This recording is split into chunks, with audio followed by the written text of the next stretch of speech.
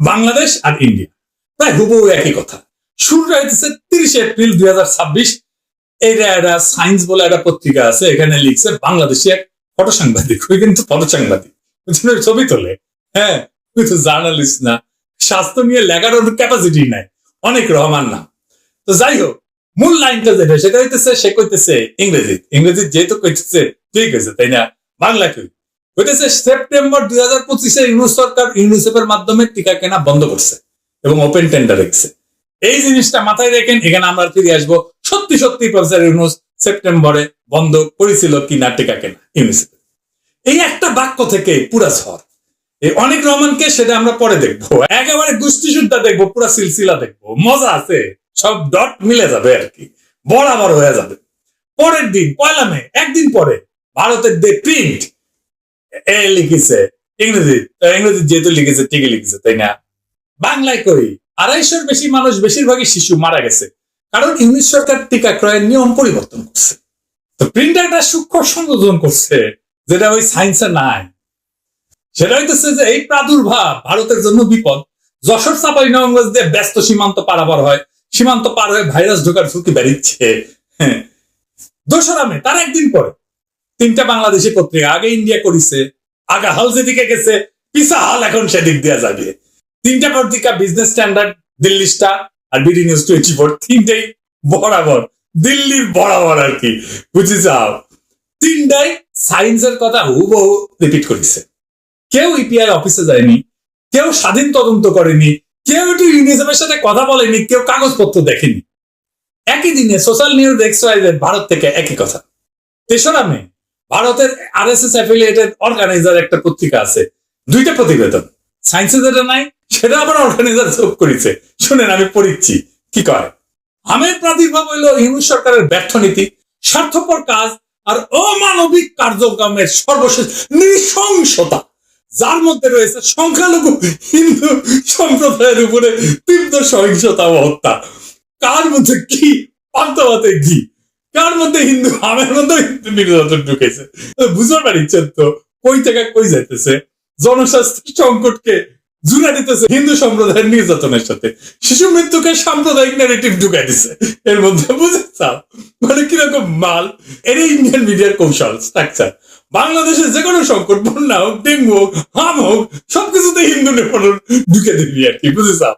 আবার 7 মে ইন্ডিয়ান আওয়াজ ওই লিখিছে উন্নয়ন সহযোগীদের সতর্কবার্তা সত্য, মানে ইউনিসেফের কথা কইছে। বাংলাদেশ 2025 ইউনিসেফ সমর্থিত টিকা ক্রয় থেকে ওপেন টেন্ডার পদ্ধতিতে চলে গেছে আর কিন্তু বলতেছে। এটা খেয়াল রাখেন, আমরা পরে দেখবো আসলেই চলে গেছে কিনা। 8 দিন 11টা জায়গা থেকে একটাই উৎস, এই সায়েন্স ম্যাগাজিন, বাকি সব কপি। এটা কয় ন্যারেটিভ লন্ডারিং, বুঝি যাও, মানে একই উৎস থেকে সংবাদ তৈরি করা, দেশে দেশে চালান করে বিশ্বাসযোগ্যতা তৈরি করা। আপনি ফেসবুকে দেখেন এতগুলো পত্রিকা একই কথা বলতেছে, মনে হয় নিশ্চয়ই সত্যি। সবগুলো একই উৎস থেকে, কোনটা? সায়েন্স। সায়েন্স বলো দেখি সায়েন্স কি? What is science? স্যার, এই যে মাথার উপরে ফ্যান ঘুরছে, এটাই সায়েন্স।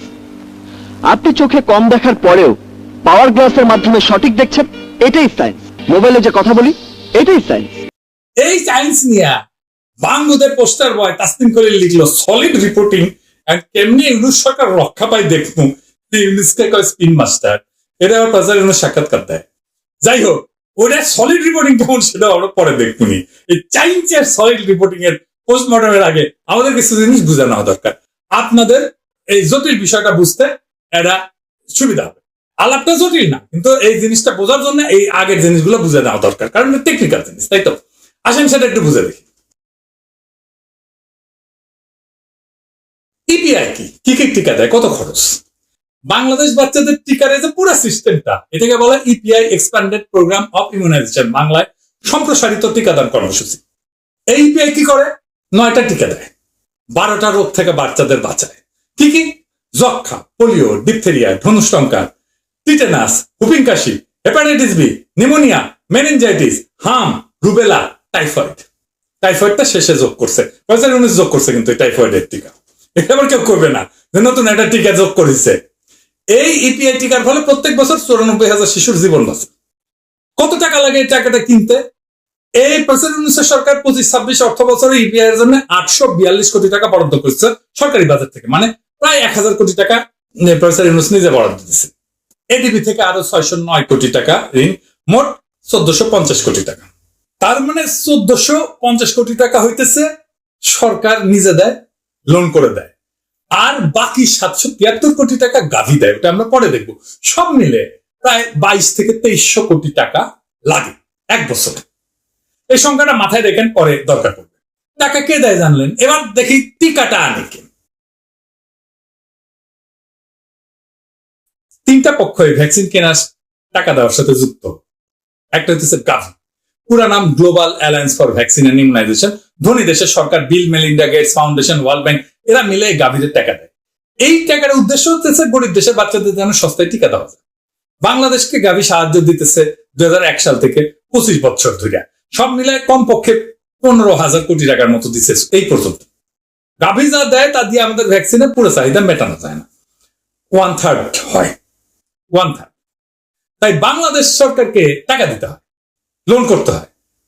গত বছর এডিবি থেকে লোন নিছে, এটা আমি বলছি। তো তাহলে গাভী দেয় মোটামুটি 1/3, আর 2/3 বাংলাদেশ সরকার নিজে দেয় অথবা লোন করে দেয়। এরপরে কে?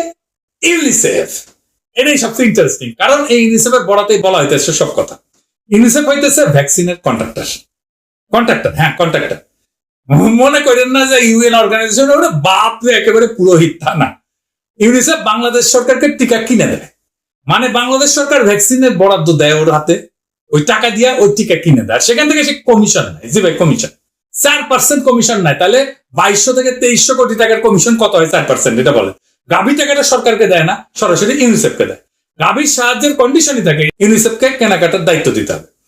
এই যে ইপিআই এর টিকা, পুরাটাই কিনে দেয় ইউনিসেফ। যা কিছু কেনে সব কেনে, পুরাটাই কেনে, বাদ দেয় না কোনো কিছু। তার মানে 12টা রোগ প্রতিরোধে যতগুলো টিকা দরকার সবগুলো ইউনিসেফ কিনে দেয়। বাংলাদেশ সরকার তো কিছু টাকা নিজে দেয়, এটা জানি। এখন গাভীর সাপোর্টের একটা ব্যাপার আছে, সেটা হইতেছে গাভী 2029 সালে এটা সাহায্য শেষ হয়ে যাবে। এটা কিন্তু ফ্রি, ঋণ না, এটা দান, ডোনেশন। 2029 পর থেকে পুরো ভ্যাকসিনেশন প্রোগ্রামের টিকেট টাকাটা সরকারকে নিজেই দিতে হবে, মানে প্রায় 800 কোটি টাকা আরো নিজের পকেট থেকে দিতে হবে। কারণ গাভীর রুল হইতেছে কোন দেশ যথেষ্ট ধনী হয়ে গেলে সাহায্য দেবে না। বাংলাদেশ তো হাসিনার মিডিল ইনকাম দেশ হয়ে গেছে, তাই না? গাভী বলতেছে নিজের বাচ্চার টিকার টাকা নিজেরাই দেন, আপনার তো বড় লোক। হ্যাঁ, শোধন কত দিক থেকে আসে দেখেন। 2029 গাভী চলে যাবে, তারা আমাদের টাকা টুকা দেবে না। এই ডেডলাইনটা মাথায় রেখেন, এই জায়গাটা আমাদের দরকার পড়বে। এবার আসেন টিকা কেনার প্যাচ কোথায় লাগিয়েছিল। বাংলাদেশের সরকারি কেনাকাটা নিয়ে ওয়ার্ল্ড ব্যাংকের অনেকদিন থেকে আপত্তি ছিল। এখানে মূল দুর্নীতিটা হয়, তারা এইটা সংস্কারের লক্ষ্যে একটা রিপোর্ট তৈরি করে 2001 সালে। তারা দেখায় যে কেনাকাটা প্রচুর দুর্নীতি হয়। খালেদা জিয়া তখন সরকারে, ওনারা বুঝায় যে আপনি একটা সরকারি কেনাকাটার একটা আইন বানান, ল বানান। উনি এটা রাজি হন এবং উনি একটা আইন তৈরি করেন, পাবলিক প্রকিউরমেন্ট অ্যাক্ট 2006। সেই থেকে বাংলাদেশ সরকার যে কোনো জিনিস কিনতে গেলে, যে কোনো, সেটা টিকা হোক, পাথর হোক, কম্পিউটার হোক, টেবিল হোক, চেয়ার হোক, বালিশ হোক, হোয়াট এভার, যেটাই হোক, আইনে লেখা আছে কিভাবে কিনতে হবে, সরকারি ক্রয় আইন। এই আইনের 2টা পদ্ধতি আছে। এটা বুঝলে টিকার সমস্যাটা বুঝবেন। আসেন সেটা কি দেখি। প্রথমে হচ্ছে ওপেন টেন্ডারিং মেথড, খোলা দরপত্র। সরকার বিজ্ঞাপন দিবে, আমার 10 লাখ ডোজ হামের টিকা লাগবে, পত্রিকায় দিবে, ওয়েবসাইটে দিবে, যে কোম্পানি দিতে পারে, দেশি বিদেশি সবাই বিড করবে, টেন্ডার সাবমিট করবে, সবচেয়ে কম দাম যে দিবে তাকে দেওয়া হবে। এটা সুবিধা তো অনেক আছে, ট্রান্সপারেন্সি আছে, কম্পিটিশন হয়, দুর্নীতি কম হয়, দেশি কোম্পানিগুলো বড় হওয়ার সুযোগ পায়, এখানে দলিল দস্তাবেজ থাকে, অ্যাকাউন্টেবিলিটি থাকে। আর এটা হইতেছে ডাইরেক্ট প্রকিউরমেন্ট মেথড, ডিপিএম, সরাসরি ক্রয় পদ্ধতি। সরকার সরাসরি কোনো একজনের কাছ থেকে কিনে নেবে, কোনো বিজ্ঞাপন না, কোনো কম্পিটিশন না। কিন্তু আইনের শর্ত আছে। ডিপিএম শুধুমাত্র আর্জেন্ট পাবলিক ইন্টারেস্ট, এটা মাথায় রাখেন, আর্জেন্ট পাবলিক ইন্টারেস্ট, জরুরি জনস্বার্থে শুধুমাত্র কেনা যাবে। অথবা একটাই সোর্স আছে, আর কেউ বানায় না, একটা মাত্র সোর্স, দুনিয়া আর কেউ বানায় না। এটা যদি হয় তার মানে একটাই সোর্স, অথবা ইমার্জেন্সি। এটা তো ট্রান্সপারেন্সি নাই, কম্পিটিশন নাই, দাম বেশি হইতে পারে, দুর্নীতির সুযোগ আছে। সবচেয়ে গুরুতর, আপনি একই কাজ করতেছেন বছরের পর বছর, নিয়ম মেনে একই সময়, কিন্তু প্রত্যেক বছর বলতেছেন এটা ইমার্জেন্সি জিনিস।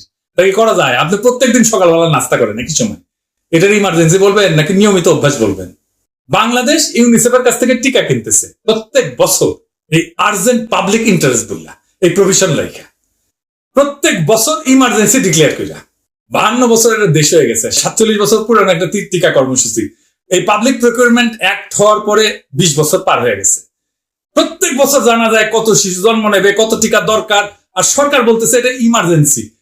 ইমার্জেন্সি প্রভিশনে চলবে এটা। এটা যদি ইমার্জেন্সি হয় তাহলে নর্মাল কোনটা? নর্মাল বলে কিছু আছে? তো গাবি তো চলে যাইতেছে। তখন তো বাংলাদেশকে নিজেকে পুরা টাকাটা দিতে হবে।